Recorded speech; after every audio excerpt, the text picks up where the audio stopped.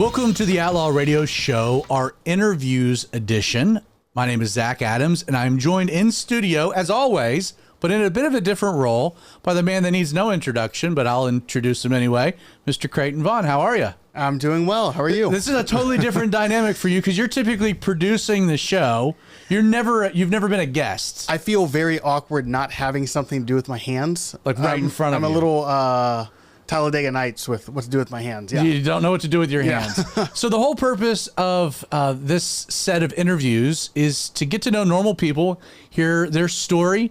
Everyone has a story with Jesus. You know, I'm reminded when the Apostle Paul, greatest theologian in the church's history, when he had the opportunity to address a group of people, he could have gone to all different, theologies, all type of different passages of scripture. He could have gone to the Old Testament, but Paul would tell his story because our stories are relevant, they're relatable, and they're powerful. And so with our Outlaw Radio interview series, we're just telling stories, our stories with Jesus. And so that's what we're going to do with Creighton, who's affectionately known around here as Pope Craighton. But we're gonna kind of get behind your walk with Jesus and what all that looked like. So you ready? I guess, yeah. Anything off limits? No, probably not. All right. Well, you're gonna end up editing it anyway. That is true. I'm gonna edit it. So whatever is off limits, I can decide later on. I was even thinking driving over here, I got a whole bunch of things I'd love to get to, but if I push too hard, you're just gonna whack them. You're just gonna edit them right out of the final.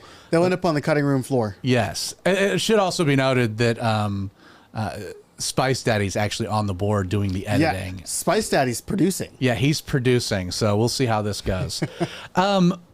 Your name, birth, early childhood, family, go. So my name is Creighton Vaughn. My name was found in a baby book because my mom named my brother after the three patriarchs in our family. So my dad, his dad, and my great uncle who raised my mom. So my brother's name is Carlton. My paternal grandfather is Carl. My dad's name is Stanton. So they got Carl and Ton.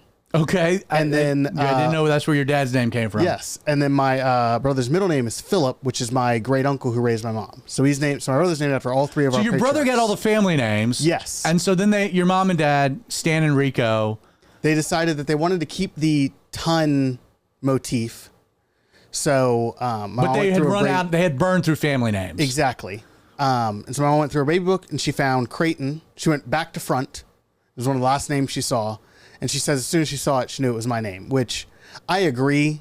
I don't know what else I would be other than a Creighton. Yeah. Well, once you've lived with a name for 32 years or 31 years or however it's hard old to be are. anything else. What are you? You're 31 or 32? 32. Okay, so you're 32. So you were born to Stan and Rico many moons ago. What was your birthday? February 15th. Of what I don't year? know. Do I want to put that on the internet? Of what year? Of what year? It doesn't 93. matter. Like, I'm not asking you for your social security. So you're born in 93, so you're 90s baby. I am. Yeah. And so your mom and dad are both African American. Yep. And so which makes me African American, despite the hair. Despite the hair and the fact that we call him Pope Craighton, because there is a little bit of I'm sure we'll get to it of heritage there. So you were, but you grew up deep South. 90s, different time, but you did grow up African-American culture. Explain a little bit about your parents, like where you grew up, like the decisions that they made about like where you were going to live. Because again, where we both grew up, there's like this really weird, untold, like kind of black people live together, white people live together. When black people move into a white neighborhood, if it gets to like 30%, they call it white flight. They all leave. And so even like the main road that we grew up on, Highway 78. Oh, yeah, you can track it. You can track it along. But your mom and dad, they were from where? They weren't from Georgia originally. No, neither of my parents are from Georgia. My dad is from Philadelphia. He grew up in West Philly, like the Fresh Born Prince. and raised, yes. Right? And then my mom is from the just worst place in America, which is Ocala, Florida. It's the center of the state. She grew up in just it's as rural can get. That wasn't. She didn't spend her whole life there. She did. She spent her summers in New York with her mom. Okay, so she also had a New York heritage. Yeah, so she kind of went back and forth. But when I think of my mom's hometown, it's Ocala, because that's where, like, when we did family reunions, that's where those we folks would go, are from. Right. and then like her whole family lives in like a 10-mile, or lived. Most of them have passed away. How did your now. mom and dad end up in Atlanta? My dad came down for college because he went to Morehouse. Okay, so he went to Morehouse. And you know what? I don't actually know how my mom got to Atlanta. I know that it was a long journey. She lived in Chicago for a little while. She lived around. She made it to Atlanta at some point. And met your dad, and the rest is history. Yeah, there. Met my dad at a church in Atlanta, and then they ended up moving from Atlanta to Stone Mountain and started going to Calvary Stone Mountain, which is shortly after I was. So Stone Mountain, when they would have moved there, was, I would say at the time, like borderline half and half, black and white. Give or take. Probably. What attracted your mom? So your mom and dad, though, did not go to, and again, without knowing kind of local culture, this is going to sound odd, but again, you have Martin Luther King once said that the most segregated day in America is on Sunday. And that really does hold true by and large in the Deep South. Oh, yeah. Still to this day. Still to this day. You have mega black churches that are all African American. You've got mega white churches that are all white. Really, the only group that kind of moves back and forth is interracial couples, often, trying to find a place. But your mom and dad specifically made the decision to raise you and your brother to plug into a white, at the time, pretty white church, white pastor. And that's kind of how you grew up. You grew up in a bit of a different type of a church culture than your average African American. Like, you want to speak to that at all? Yeah. So the way that worked out is my mom actually got saved at, I believe, Calvary of the Finger Lakes. Might have been. Oh, that's right, up in New York. Yeah, up in New York. Bill Gallatin. Yes, she got saved in the, I think it was a caboose that they had as their church building, if I'm not very much mistaken. Okay. And then she moved down here and started going to a black church because she wanted to meet a black man. So she found my dad, married him. She had a plan. And then she was like, well, now I want to find a church. So she went and found Calvary Stone Mountain because she wanted to go back to a Calvary. And so I grew up my whole life. I was born into the 2nd Street building we had in downtown Stone Mountain.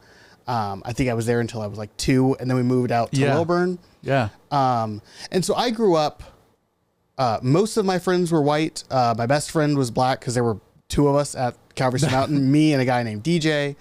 But I grew up mostly around white people, except for like in my neighborhood. Because by the time that I was like, I don't know, I'd probably say late elementary school, where I actually started to notice and understand that there were differences between like skin tone. Like, I actually understood what those differences were. At that point, our neighborhood, which was right next to Stevenson High School in... So, yeah, you're Lithonia, Stone Mountain. Oh, yeah. Yeah, Redan, yeah. At that point, it had gotten mostly black. And so I was aware of it, but I didn't really understand it.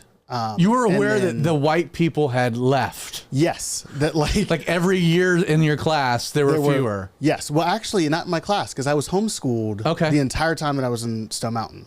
Okay. I didn't know that. I didn't go to public school until I moved out to Grayson, which happened when I was in 5th grade, I think, right before 5th grade. We were like so the way that white flight works, I'm pretty sure, is that you have the richest black people leave first, and then it's a class stratum as more people are able to buy houses farther out from the cities. We were on the back half of that flight of the black flight from Stone Mountain to like the Grayson, Loganville area.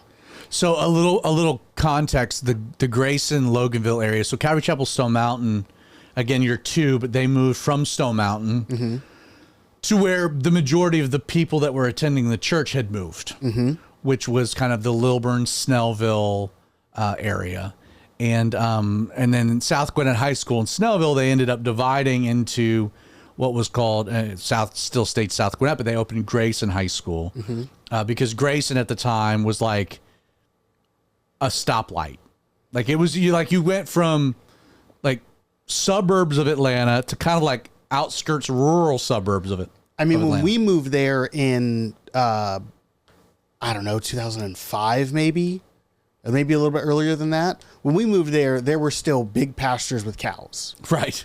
I don't think there are any more of those in Grayson. Where we live now in Winder, that's where we have them. Yeah, we have them here. But Grayson, I mean, they were still big pastures with cows. It was basically like we were the big high school in that area, which wasn't terribly far from South. But I mean, by the time I graduated high school in 2011, Grayson had gotten so big and South had gotten big. They opened up another school, right? That was kind of in the middle, but farther north, I think, maybe. So you're living in Grayson. Mm-hmm. You were homeschooled. You said to 5th grade. I was homeschooled to 4th. 5th grade was my first year in public. So did you ever go to Calvary Christian School? Yes. Okay. So 3rd and 4th grade, I went to Calvary Christian School. Okay. So at that point, your mom, so you're still going to Calvary Chapel Stone Mountain. Your mom is teaching at the new elementary school that they had opened. Mm-hmm. And so you attended there for a couple years. Well, my mom didn't teach until I was in high school. Okay. So that came later. Yeah, that came later. But when my last, and this is a weird detail, my last memory of being homeschooled was waking up to 9/11. Oh, really? Yep. It was my 3rd grade year. And then I remember waking up and my brother and I walked in the living room and saw my mom crying. And it was like, hey, I think we were trying to convince her it was a movie because we didn't really understand what was happening, but we knew that it was upsetting her a great deal. Because she had New York roots. Oh, yeah. Right. For sure.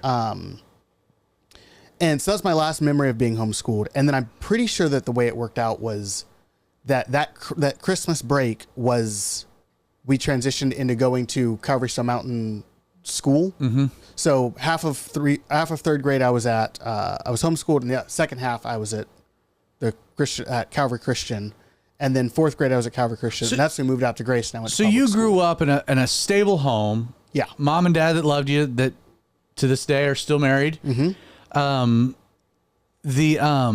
You grew up in a racially diverse area, mm-hmm. in the sense that it wasn't like you were just in an all black area or an all white area. You grew up at the same church. I mean, just a lot of like stable. Very stable. But you which were has been nice. But you were a crazy person. Well, see what I did there? I set that up. You did. You got me with that. Yeah. My elementary school, I was a terror in elementary school.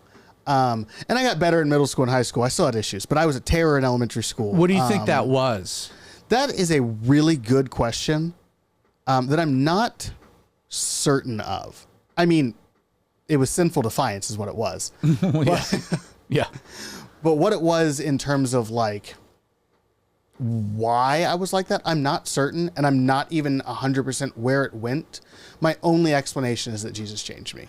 So let's get to that portion of the story. So I at the time was working at Calvary Chapel Stone Mountain, and I was the youth pastor, the high school and middle school youth pastor, and we had a middle school camp that summer. We were going to take a group of kids to the beach, and Anna, who had been who at the time was the children's ministry director, so we were taking with us up and coming 6th graders, mm-hmm. Through.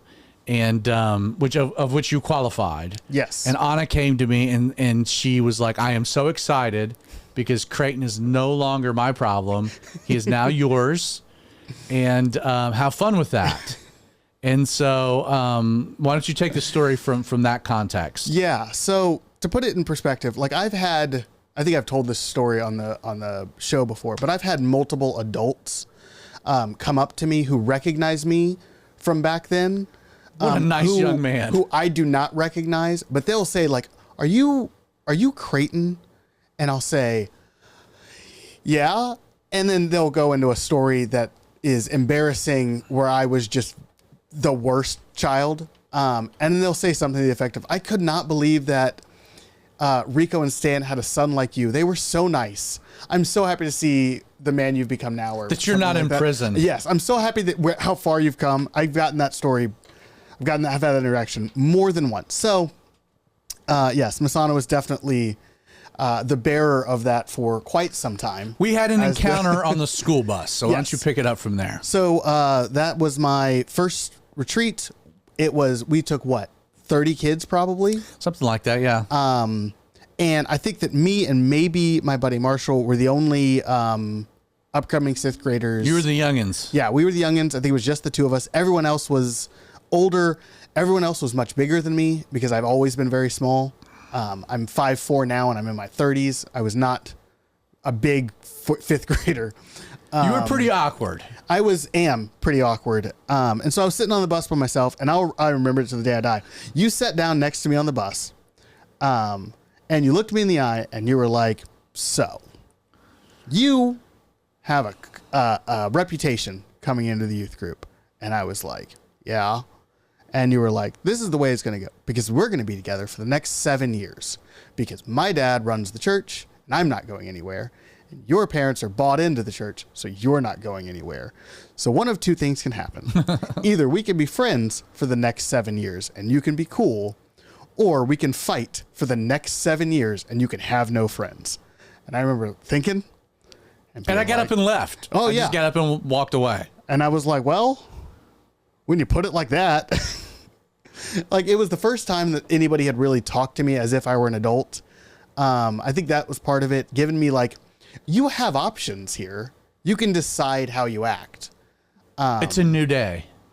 And it worked. I was a part of the youth group from that day until. But before you get there, like in that moment though, because you look back. Oh yeah, that is the point at which I don't know if I would. The Calvinist in me can't say that's the point at which I was saved, but that's the point where I equate to me deciding to be on God's team. You made a decision. Was like, this is what I'm doing now. Like, this is it. This church thing is the thing that we're doing with our life. Do you whatever that, and then what I'm doing in my life kind of evolved over the years. But that was the point where I was like, this is the deal. Do you think that at that moment, because going back to like, I don't know when this thing that was in me that made me the way that I was through elementary school, like it just kind of like it went away. I mean, would you point that to the moment of again, conversion, not necessarily the right phrase, but there is a moment of transformation, of new birth, new life, the old man, the new man, new creation, rebirth, to be born again. Would you think that maybe it was that moment that there was a real transformation of your own heart?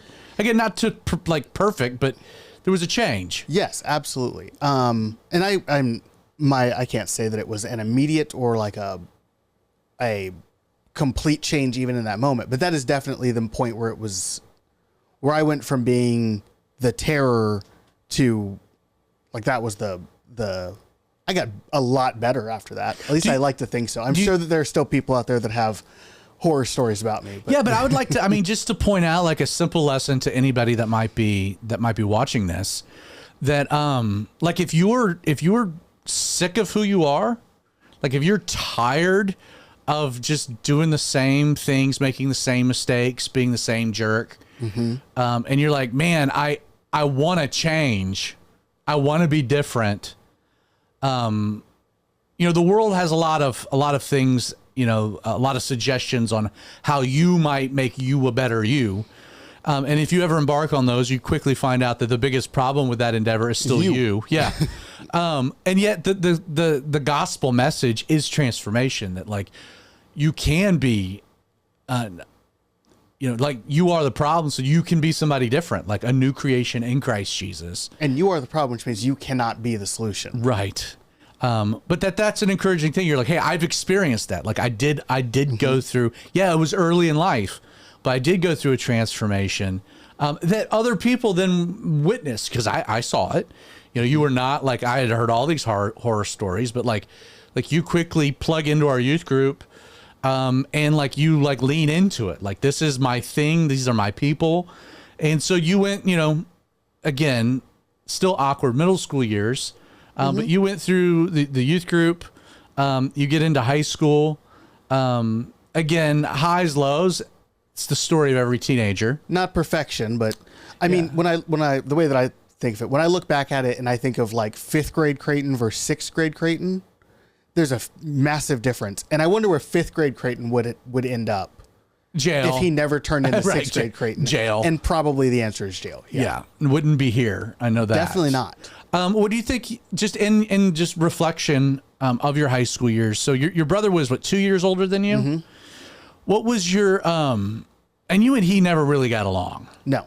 We've had a very strained relationship for most of our lives. And the course of all of that, which at any point, if you want to talk about that at all, you can, feel free to, but you also, your mom and dad were very, very interested in adoption. Yep. And so why don't you talk a little bit to that process, how that impacted you, what influences that might have had in your upbringing, just seeing adoption? Because I know, like, even today, like in a really renewed way, like you're very pro-life. Mm-hmm. A culmination of things develop our worldview. Why don't you talk a little bit about that season and the impacts that kind of had on you? So for, I would probably assume many reasons. My mom always wanted to have a daughter. She always wanted to have more kids than just me and my brother. But like, I think my brother and I are both rainbow babies. I'm pretty sure that, do you know what a rainbow baby is? That's a gay baby? No, a baby between miscarriages. Oh, I had never heard of that. If I'm not much mistaken, my mom had a miscarriage and then my brother, and then a miscarriage and then me, and then 2 more miscarriages. Okay, so she had a problem with... And it was not an easy process Gotcha. for her. And she was 37 when I was born. Okay. So she was older. Technology wasn't as good as it is now. I mean, that was 37 in 93, not 37 So in having another 2025. child while they had tried, but that became more difficult. Yeah, it didn't ever pan out. So when I was in 6th grade, we started the process to adopt a baby girl who was like 3 weeks old or something. And we had her for a couple of months, and then her grandmother sued for custody, and her grandmother won. So we had to give her up and get rid of all of the nursery stuff that we had accumulated. You went from having a little sister to not. Yes, and it broke my mother's heart. What about you? What kind of an impact did that? I mean, you're a 6th grader, but I was still. 6th grade. It was difficult. I think it was more difficult for me to watch my parents deal with it than it was on me personally. Right. Because I don't think it had been long enough for me to actually, like, she was this little thing It's a baby. we had in the house that was Like needy and like a puppy. yeah. And so but it was hard to watch all of that happen with my parents. Yeah, I can't imagine. It was very rough for them, which made it rough for us because, sucks to watch your parents have to deal with that. And then maybe a year later, we ended up trying again. This time we adopted a 5-year-old girl who we named Carrington because her name was Destiny. And again, we're keeping the T-O-N the theme. C-Ton thing. Yeah. We're all C-Tons, Carlton, Creighton, Carrington. So we adopted a little girl. That was my 7th grade year. And to be honest, I did not handle it well. There's only honesty in an interview. I did not handle it well. I was in 7th grade and I don't know what it was exactly. But going from being the youngest to now having a younger sister who was like 5. And Like going into kindergarten. Oh yeah. Right, yeah. Like talking, walking. A person. An actual person. I just didn't handle it well. It was a rough year for me. I don't really know why. I was very angsty that year. I think that was the beginning of the angsty part of me that led me into emo music later on in life, which I still love to this day. But yeah, I didn't really handle that well.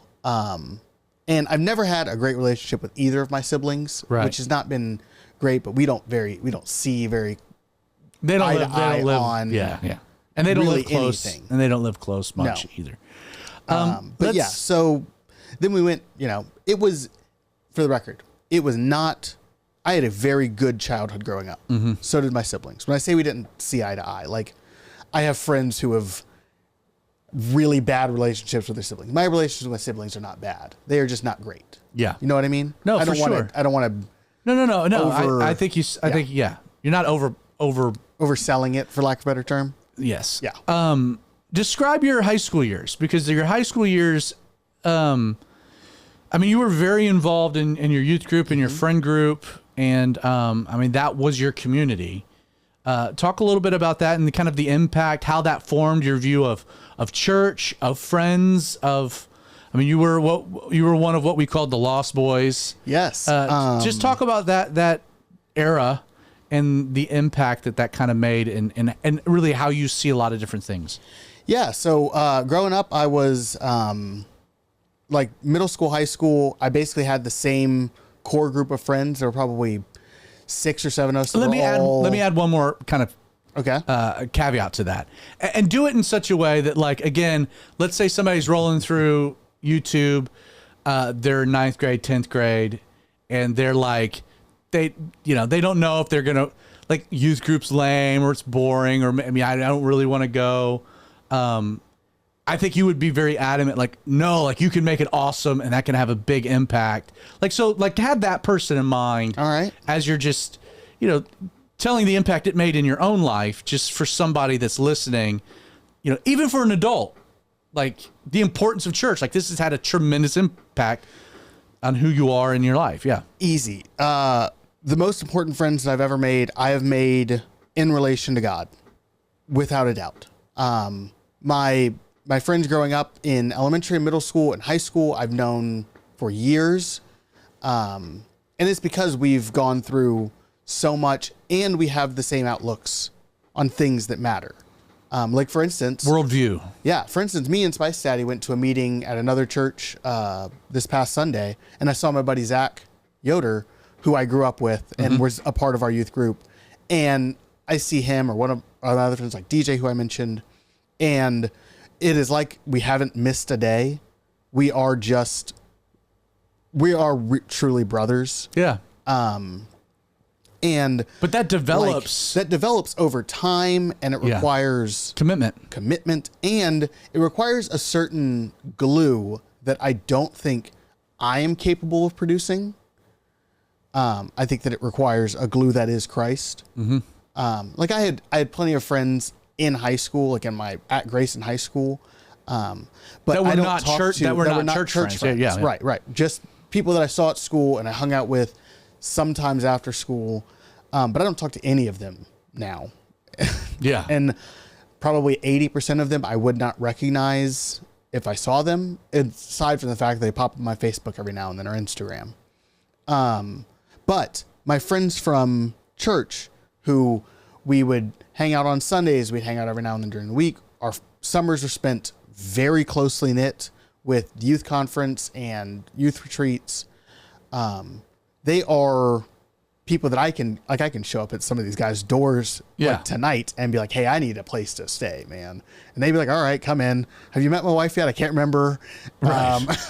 And we also had a thing called man group. So it wasn't just like a superficial, hey, we're going to youth group and playing a bunch of icebreaker games. Like, that's not how we had our youth group structured. Correct.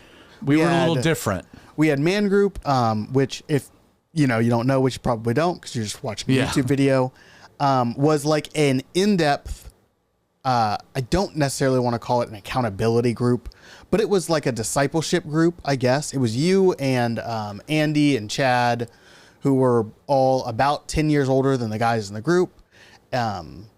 And we had Bible studies. We talked about this real is what things, you're dealing with real things. Hey, the reason why you can't focus is because you're spending too much time looking at stuff on the internet you shouldn't be looking at. Right. That was every week somebody who had that issue. Because of course they did. We were high school boys. And so a lot of that was just, we dealt with real things, because I think a lot of the times it's easy for people to discount how real high school can be. Like, it's easy, even now I work with the youth, and it's easy for me to be like, oh, you don't have real problems, you're 17.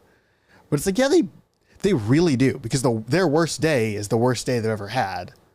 And I had a few worst days at man group. Yeah. Like, I brought my worst days to man group. Not that man group was my worst day. Right. We dealt with some very real things. And that deepens friendships and relationships. It is the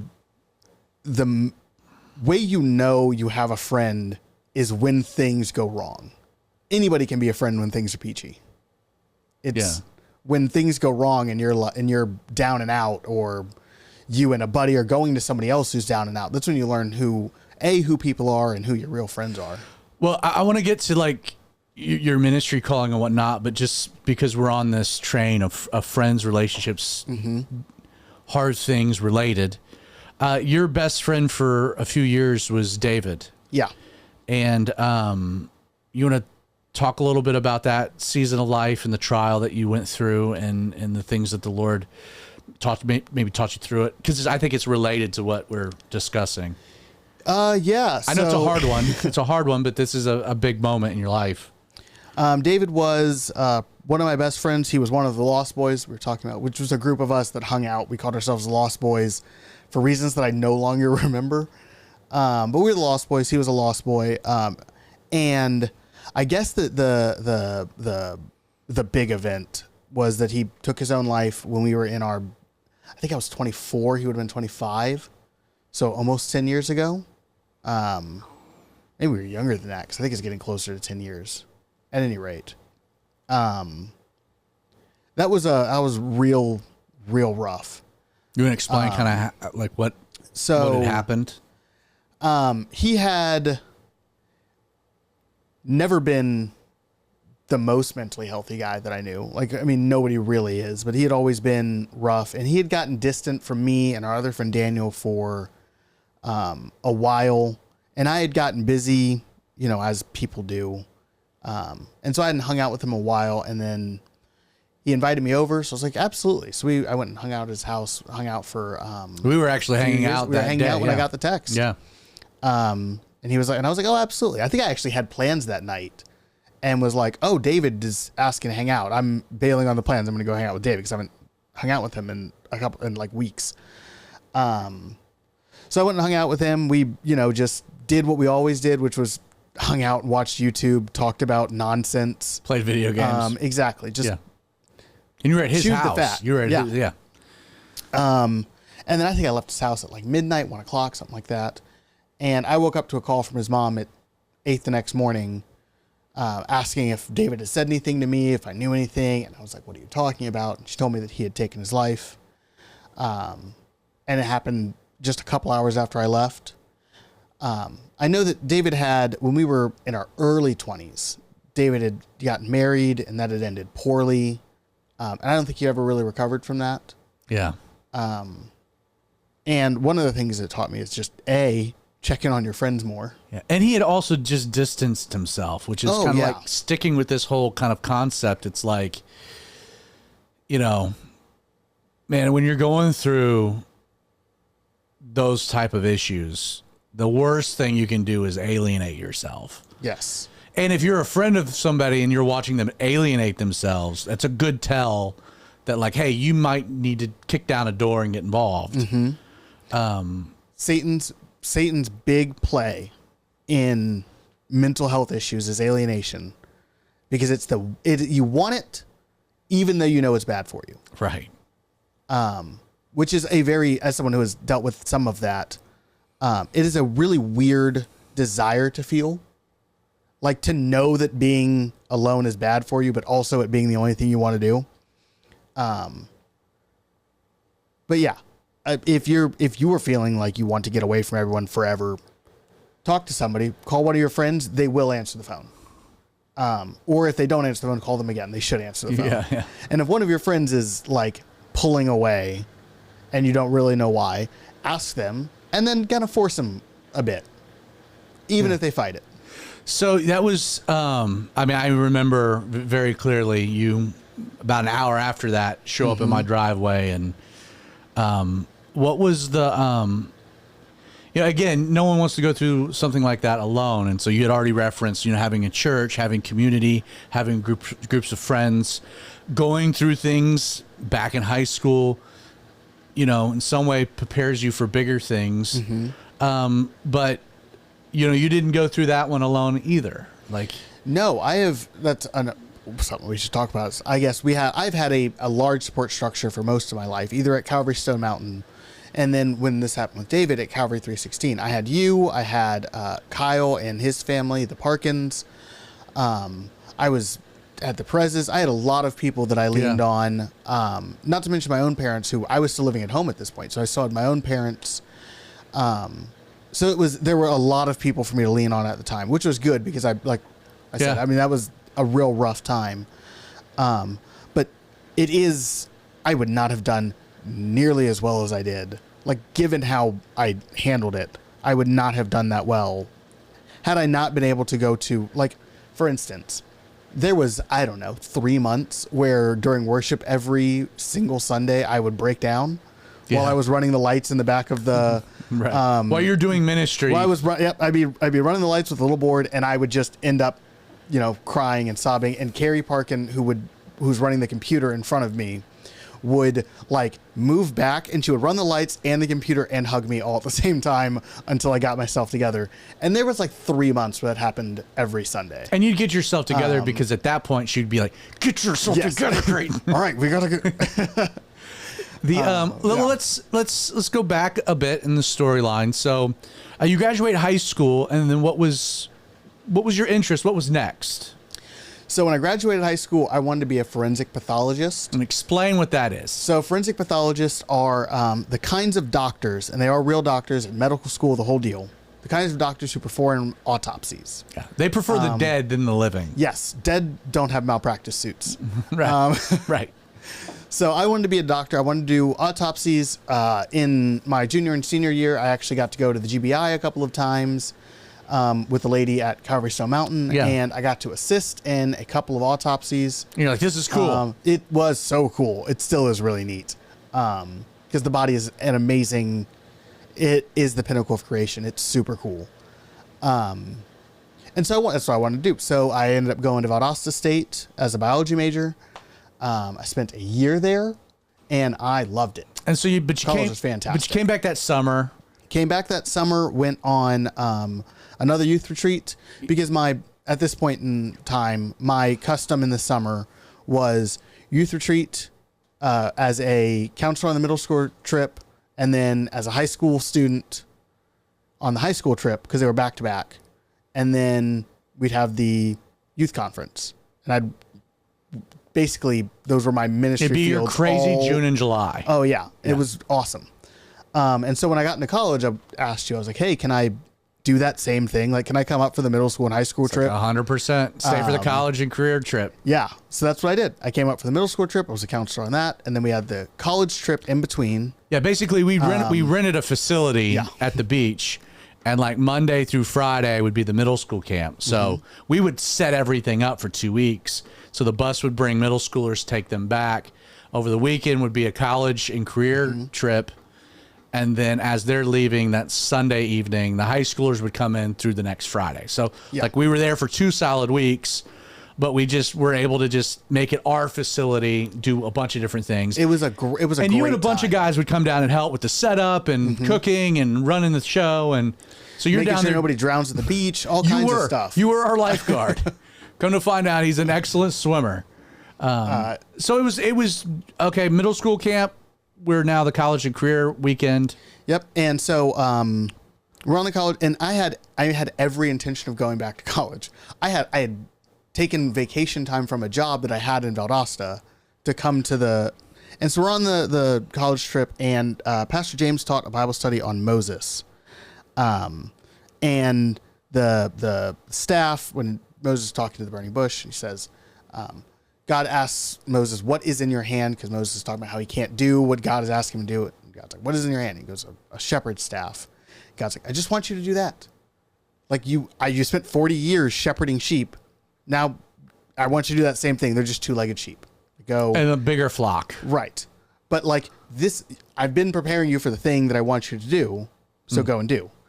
And I don't know what exactly it was during that Bible study, but it hit me pretty solidly that while I found like medicine and pathology interesting, like my plan had always been to be in ministry in some way while also working. I was listening to that Bible study, and I was like, well, why wouldn't I just plan to do ministry? Like that's my staff. That's what I actually want to do. That is that is the thing that I have been doing. That's what I want to do. And so I ended up calling my mom. I think I actually talked to you. I talked to Casey O'Keefe, who was also a Lost Boy, one of our youth leaders. And I was like, how do I know if I'm feeling a call into ministry or if I'm just being dramatic? Which you never had a propensity for, so. No. And so I called my mom the next day, I think, maybe the day after that, and was like, hey, Mom, I'm probably going to drop out of college. It was a very like, oh, this is what I should be doing. And I immediately, I ended up going back to Valdosta for a few weeks because I had to finish out the job that I had down there and close up some obligations that I had made for the coming school year. Because like I said, I had no intention of leaving Valdosta when I went to the retreat. I had a job lined up for the school year. I was going to be an RA.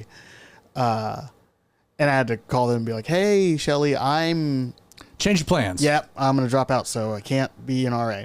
I ended up going to GGC for about half a semester, and then I was like, I don't plan on using my degree. I'm wasting money and time. And I got a job at Stone Mountain as basically a janitor during the week, and then I would do ministry on the weekends. Yep. And that was a really great time. I learned a lot about both janitoring and ministry, which are both good skills to have if you want to be in ministry. Yes, both relevant. Yes. At that point, I end up leaving to do Calvary 316, and you were like, "Hey, I want to come," and I was like, "I can't pay you anything, and don't see a lot of future revenue." But you decided, like, "Hey, I want to do that." You want to speak to that at all? I mean, that was another big decision that you made that you're still living with. Yeah.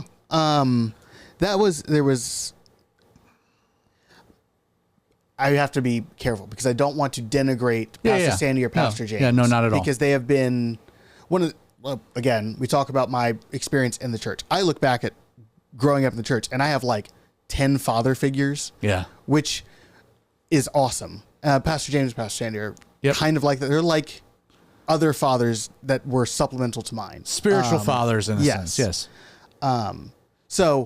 But when you were going to start Calvary 316, you had been my youth pastor at that point for 7 years plus. And then you'd been working with me. Yeah. As an eighth. So I was like, well, that is like, you're my pastor. I'm interested in what you have going on. I want to help you build the thing that you are, like your vision and your calling. I want to help build that. So I talked to your dad and I was like, I'm going to go with Zach. And he's like, he can't pay you, right? And I was like, I'm going to figure that out at some point. And so you've been serving, you've been my right-hand guy for the last 10 years, a little bit longer than that. Working on the side and working to pay for my life as in ministry. Working to do ministry. Yeah, for sure. Which has had its own share of trials. Mm-hmm. But the Lord has really provided, I would say, like a really, like right now, and I know you would love to be able to quit your job entirely and do ministry full time, and that all work out. But like, if you do take 2 steps back, it's like, man, the Lord has given you a great opportunity, great job that enables you to do a lot of the things that you're doing now. Oh, I am incredibly blessed. I'm way more than I deserve. Like I wouldn't say I've bounced around, but I've had probably in the 10 or 12 years that I've been working with Calvary 316, I've probably had 5 jobs. And every time I've gone from one job to another, I've taken a pay increase to move. And so now I'm making more money than I really need, which has allowed me to pay off like the student loans and my car, and I can now work. I work from home, and I can do a lot of this stuff in the day while I'm also working for my let me just full-time job. Let me just kind of tell the audience, which includes a lot of our church folks, just like you would never do this, but I'm going to do this. Like what it is that you actually do around the church. So let's start with Outlaw Radio to begin with. So with Outlaw Radio, everything regarding Outlaw Radio runs through Creighton's desk as far as the technical end of it. So from setting up the cameras and running the gear and recording and editing and posting on YouTube and like the podcast and cutting the audio and like anything and everything. And that's been like actually a fun deal to see how that's evolved because, you know, for a while you had nothing to do with Outlaw Radio and I was doing it all. And then during the pandemic, because we had a bunch of extra free time, it's like, well, hey, let's experiment with some video stuff. And so you started, you know, you wanted to learn more video. And so then we started tinkering around and then it was like, well, hey, why don't you kind of be on the show as my counterpart and let's see how that goes. And we did that. And so it's like evolved. And then I got sick and we came back and the show would have never existed if you hadn't stepped in and be like, all right, I'll come up with the topic and I'll run this joker and I'll help your gimp self get in here and put the microphone in front of your face. And so really Outlaw Radio, Creighton is the power behind it.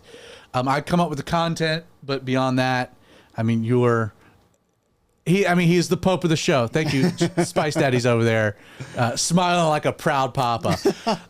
I had a vision of a podcast that I wanted to start separate from Outlaw Radio, and I had done a lot of legwork. This is again before I got sick.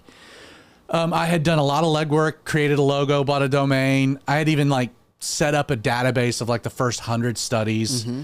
I wouldn't call it Get Fed Today. I had a whole vision for it. And then like was real close to launching it one year and was like, what am I doing?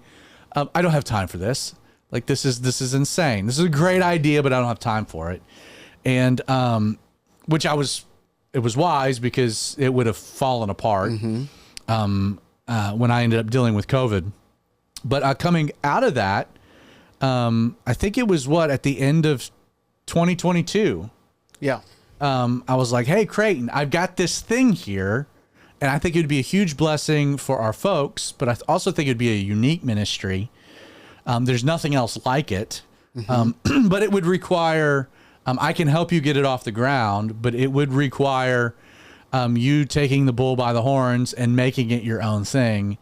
And so literally, folks, Get Fed Today is 100% a ministry of Creighton. He gets the audio, edits it, records. That's his voice doing the recording of the the intros, the outros.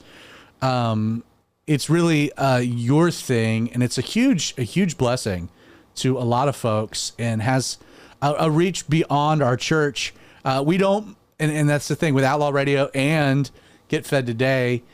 We don't monetize it, so you're not getting. You put time, energy, and effort, but it's really a service to Jesus. Yep. And it's something that you're doing out of a service to Jesus, something that you believed in. And but beyond even those two things, the church gets unlocked on Sunday mornings and gets booted up because of Creighton. As far as the drivetrain of making sure the service actually happens, is Creighton. Emergencies pop up. I lean on Creighton. I have you filling in a couple weeks. You'll be teaching on Sundays. This will be the second time doing that. Yes. But you also step in. You help out with youth ministry, with events. You fill in when Derek needs somebody on Sundays. The way that I describe your ministry, you do have some very specific roles. But within our church, you're the glue. I mean, you're the glue that kind of holds it all together. That's high praise. I appreciate it. It is high praise, and it's been earned. And it's one of those things, again, with your story. You have made a lot of personal sacrifices to be in full-time ministry. I think everybody has to make sacrifices to be in full-time ministry. But you've made different sacrifices in the sense that you have to work a job, but God has blessed that. You would love to have more time, I know, to invest into to ministry, but that's not quite the season that exists quite yet. But your riches are your friends, your community, your church. Man, God has blessed you. And it's for me, And again, there's no conclusions to these interviews.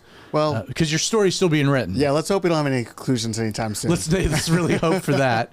But man, I'm so proud of you. I think your story is an inspiration of like the importance of church, community, family. I think, loving Jesus, serving his people. I want to say maybe one thing, because you brought it up, and we'll kind of close on this, but I thought there was a very interesting exhortation about dealing with loneliness and whatnot. Like the one thing that people might not know is you're 32, but you're single. Indeed. And you're not single because like you're choosing celibacy. I can't find no one. It's that God has not provided to that particular need, and you've put yourself out there, and I think you're doing the right things in that regard. But subsequently, I know that you deal with that loneliness. Talk about that just for kind of a moment, and what the Lord's been teaching you about how to deal with that, and and then we'll wrap it up. It's one of those things where I've come to this. I think that would be the word, that contentedness is as much a blessing as it is a decision. Like, it is hard to be content when you don't have the things you want. It is much harder to be content when you're thinking about it all the time. And so I think one of the things that God has taught me is that, like, yeah, it is something to be desired. It is not something to be ruminated on, if that makes sense. And the other thing that we've touched on earlier is I'm also very introverted. And so one of the balancing acts that I have partially had to learn and partially been forced to learn is that it is very easy for me to just not see anyone for a while. And sometimes that is okay. But I am also blessed with some very extroverted friends. So I can't go a week without seeing like you or Nick Monty, because Nick will literally just show up at my door and start banging on it until I come hang out with him, if it's been more than like a week and a half since we've hung out. Which is really, really good, because it would be very easy without that kind of thing for me to slip into hermetism. Yeah. But I also think that there's what I mean? Yeah, no, for sure. And I'll give it a little direction here. There are people that are lonely, and they're like, and there's a bit of a woe is me-ism to that. And why don't I have friends? And like the difficult pill and reality for a lot of people to swallow, which is why they end up remaining lonely, is that like, if you want a friend, you need to go and be someone's friend. Yes. And that's where it's like, you have had the church context that has forced you to be a friend, and you've earned some great friends by doing that. But like, even within I work from home, I live on my own, like naturally I could just disappear for a week, but I have friends that like to golf. So I'm going to take up golfing, because that's a natural way for me to create some structure, and to force me to be outside, and to force me to physically be with other people. Yes. Because the other thing is that whether it's joining a gym or playing pickleball or playing golf, you need somewhere where you can physically be around people, because it's really easy to be online friends with a bunch of people and you can satisfy enough of that loneliness to work. But I don't think that it actually feeds the part of you that socializing is supposed to feed. Then there's a physical component to that. There is a physical component to that. There is a, like, looking at the same person, breathing their air, knowing that you can actually reach out and touch them. Yeah. And that if something were to happen to you, they are literally right there. Right. Like, not that something would, but the knowledge that you have people in your life who can physically affect you is important to you not being weird. And I don't mean weird as in like, do you like Star Wars a lot? I mean weird as in like your brain isn't working right. Right. You know what I mean? That where you end up in a dark spot. Where you end up in real dark spots and you feel so alone that leaving is better than staying. Do you in like think, an ultimate I've never sense. asked you this, and this is going to be a very, very kind of odd way to end, but do you think that, like what happened to David, let me phrase this two different ways. Do you think that there have been seasons of your life that you could have absolutely found yourself in the same place that David did, and that seeing what happened with David really, like, we're looking for things that God uses in our own lives, tragedy, but that changed you to an extent? Yeah. Yeah, absolutely. On both? Yeah. Yeah. It definitely changed me, and there have definitely been times where I have been like, I wouldn't say on the precipice of that, but where I have been feeling particularly bad. And I will never get like seeing David's mom cry out of my head. Right. And I mean, it's just, after seeing that, it's just not an option. But it can never be an option now that I've seen how it affects other people. And it emphasized like things that, like, nobody ever like wakes up one day like, oh, I'm going to do this. Like, it's this slow descent into loneliness and a measure of it's like sand. You end up just getting swallowed by it. right. And it definitely is something that I was not as aware prior, that now it's like, oh, I can see when it starts to fill up around my feet. And that's the easiest time to get out of it. And that's the easiest time to get out of it. Right. And I can be like, oh, we're on the downslope. We need to start figuring out A, why we're on the downslope, and B, how we can, spend more time in the Bible, spend more time with my friends, because isolation is, it wants you to be isolated, but that's the worst place for you to be. Yeah. Well, hey man, thank you for doing this. Absolutely. And I've thoroughly enjoyed it. I hope you guys have. Wait for the next one. God bless.